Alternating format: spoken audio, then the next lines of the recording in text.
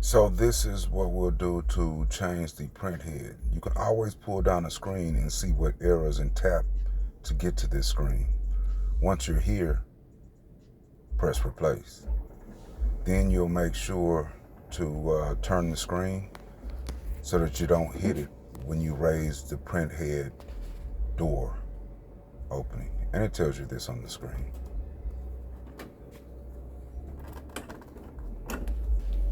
Turn the screen, pull the latch, open the door.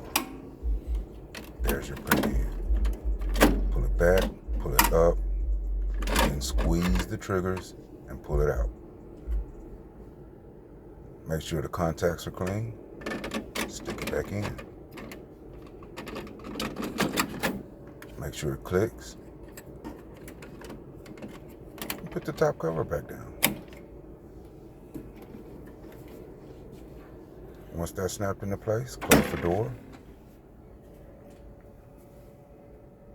The unit will see it and will automatically start working.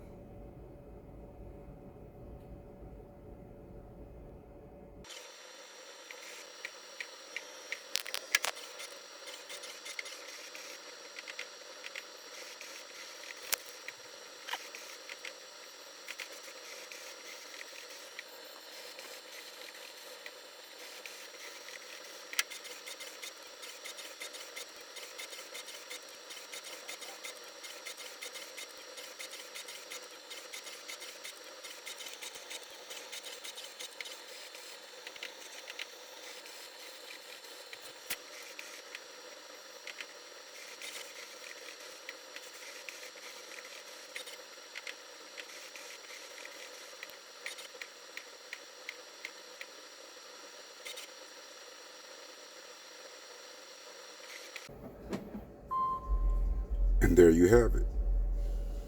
Print head replacement successful. So now it will proceed with the print head alignment.